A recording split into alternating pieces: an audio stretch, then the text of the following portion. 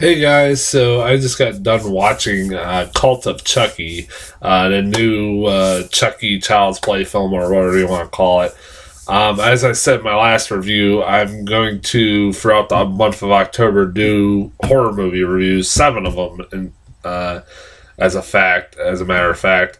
And this is going to be the first of the seven. So this was a movie that I was looking forward to as soon as I heard about it because I've said this when I talked about my review for Curse of Chucky a couple of years ago, that I always have been a pretty big fan of the Chucky films. I've never found them scary at all, not even the first one. I know people that really hold the first one in high regard, and some people actually are scared by it. I never found Chucky scary whatsoever, but he's fucking entertaining. I have never been bored with any of those films.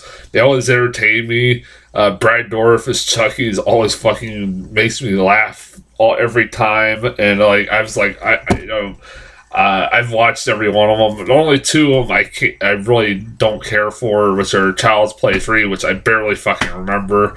It's that memorable, and Seed of Chucky.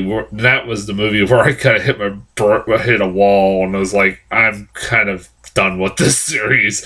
Seed of Chucky was a little too much. It was a little too much of a parody of itself. That it was like, yeah, I'm kind of done with this series. But then I saw Curse of Chucky, and I was a big fan of that. I was a real big fan of that. I was really impressed that they kind of went back to its roots of trying to be an actual horror movie and kind of toning down the parody of that the last two were. And the amazing fact was the fact that it was being directed. That one was being directed. Curse of Chucky was being directed by the same guy who made Bride of Chucky and Seed of Chucky, and he also did the Cult of Chucky too. And I'm like, what the hell? Like, he just completely did a complete 180 with these series. I'm like, all right, I'm gonna go back to the roots of the series. And like I said, this one looked like it was gonna be fun. It was like, all right, Andy's back. The original Andy from the original first two films is back, all grown up. The same girl who was Brad Dourif's daughter is back in this. I'm like, all right, it's a continuation of the last movie. I'm all for this. I mean, the last one kind of left it open for a sequel, so I'm like, yeah, this should be fine. Well, if this is any indication as to how this month will go as far as my horror movie reviews, I'm off to a fucking good start, because I actually like this fucking movie. It's been getting pretty decent reviews, and I can understand why. It's not flawless, but Jesus Christ, is this a step in the right direction for the series. Like, between this and Curse of Chucky, this is like fucking night and day from some of the worst ones, like fucking Seed of Chucky. Like, it's night and fucking day. This is pretty good. Like, this is a pretty damn good film. Like, I'm surprised this is getting like it's only on demand and fucking DVD. It's like, why isn't this getting a theatrical release? I mean, I know Seed of Chucky did bad, but I guarantee you people might go out and see, if you get a good word of mouth for this, would go see a new Chucky film. I will say this about this movie. It had some interesting characters in this film. Like, when I first saw this movie, I thought, okay, so from what the trailer looked like, it was like, oh, it's One Flew Over a Cuckoo's Nest, but it has a killer doll in it. And it's kind of ironic when I say it reminded me of One Flew Over a Cuckoo's Nest, and it's starring Brad Dourif, but and I'm like, huh. It's like, but it is kind of that, but also it's kind of its own thing. But, well, like I said, this movie has some interesting characters. Like, you got the Nika character, who's great. Like, Fiona Dourif, Brad Dourif's daughter, is great. She's a fantastic actress. Like I said, this is the only second movie I've seen her. Like, I only saw her in Curse of Chucky, and like, I was pretty impressed by her in this fucking movie. She shows her acting chops throughout this thing, and it's fucking distracting every time I see her on screen, because oh my god, does she look like her dad. Good god, it's like it's a spitting image of her dad. It's like getting distracting. It's like throughout the movie, like, oh my god, it's like Brad Dourif had boobs. It is if Brad Dourif was a female, that's what he would look like. It's kind of scary.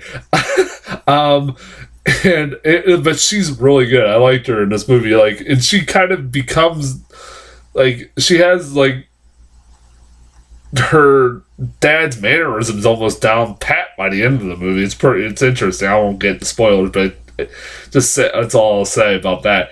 But her character is good because she's like the continuation of the last one where she is being accused of murdering all her family, and she's sent to a mental institution, even though because they don't believe that a killer doll killed her family, that they believe that she killed her family, even though in this universe it's common knowledge that in the 80s there was a doll same doll being accused of a bunch of murders in the 80s, but this is weird news to them apparently. It's like same with like Amityville House. Like, you know this house by now. It's like come on. But anyways, that's a kind of a nitpick. But it's like you kind of gotta start wondering what the fuck is going on when the same dolls. But anyways, you also then have there's two patients in this movie that I was kind of interested in. That had interesting character story arcs that honestly could have been their own movie. You had one guy who had multiple personalities, who at times every day thought he was a different famous person. One point he thinks he's Michael Phelps, and then at another point he thinks he's like Mark Zuckerberg, and at one point towards the end he starts thinking he's Charles Lee Ray, which he could be. Which that's kind of getting to spoilers, but it's kind of interesting like whether he is or isn't. It's kind of like it kind of makes you kind of wonder throughout the whole film, and or is it just something going on in his head in another one of his personalities? You're not sure. And then one of the most interesting characters in this film is this woman who is in an insane asylum for killing her baby, and when the psychiatrist brings in a a Chucky doll, she takes the doll and it becomes her new baby, and she basically like breastfeeds it, and even suffocates the baby, the Chucky doll, as a kind of like a therapeutic thing for her to do to come to terms that she killed her own baby. And it's kind of like a really good story arc. It's like, this could have been, her character could have actually been its own fucking movie, really, and it would actually kind of would have been interesting. Like, it's like it's kind of refreshing, kind of weird for a fucking Chucky movie to get that kind of character like in this kind of film, but it's pretty well done. I forgot to mention with the fucking guy with the multiple personalities. The first scene you meet him, he meets a Nanika character, and he's they kind of get along and they start a chit chat, and then next thing you know, they're fucking. Like, out of the blue, they start fucking, which I'm like, she's paralyzed from the waist down. I'm pretty sure she's not getting really any pleasure out of that, but I don't know, fucking science. But yeah. And then that's just never mentioned again. That just happens out of nowhere and then has nothing to do with the fucking plot. I'm like, oh, what the fuck was the point of that? He's not a love interest or anything. It's just, alright. It's just like, alright, I was like, after the movie ended, I'm like, I saw the unrated version. I'm like, was that like something in the unrated version that was cut from the original theatrical release? If so, why the fuck was that put in there if it has nothing to do with the plot? But whatever. Like I said, I watched the unrated version, so I don't know how much different it's from the rated version, rated R version. I bet you that's something that was cut out. I bet you. I also get the Andy stuff. The Andy stuff is great. He's not in this movie that much, but he is pretty fun in us. Like the opening scene is that you have it's basically a continuation of what you saw at the end credits of the Curse of Chucky, where he has in his safe a decapitated Chucky doll that's still alive, and its head is pretty much half blown off from the shotgun blast that from the end credits of the Curse of Chucky, and he's like, Andy's fucking torturing him, and like while this thing is like mocking him and making fun of him and stuff like that. It's like, it's hilarious. It's like, that's another fucking subplot. You're like, I wish this was its own fucking movie. I would watch this. It's kind of hilarious. It's like, I was like, man, that would have been kind of fun if that would have been its own movie. But I would have liked Andy to have his own fucking movie, but they had to continue the story from the other one, which I'm fine with too, because that was a good enough story. This movie's also really weirdly ambitious. It's like, a lot of times feel like it wants to be a fucking art house film, but it's a Chucky film.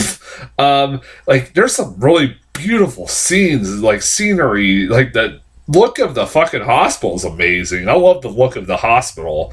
And also that scene where the glass falls on that woman and decapitates her. If you've seen the movie that I'm talking about, and the snow's falling and stuff, it's like, god damn, this movie's like all of a sudden become really gorgeous and trying to become an art house film. What the hell? But it's also like really well done, really well made, and like, that's weird.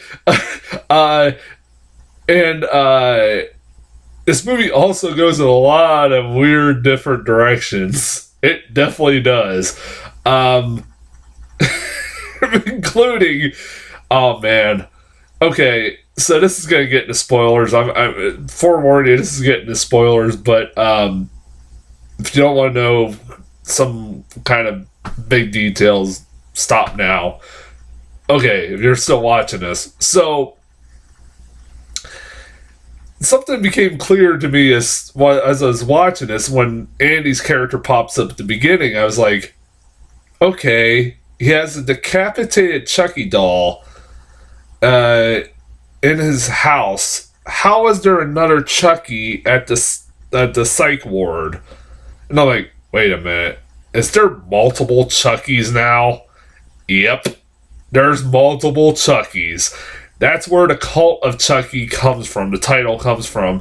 Now it's like a cult of, like, he somehow is able to, I don't understand, briefly kind of explain this, that he looked up for voodoo for dummies.com a new spell, and he was able to transfer like his soul, like a Horcrux in fucking Harry Potter, into different dolls. And part of me is like, okay, one, this is a big fucking plot hole.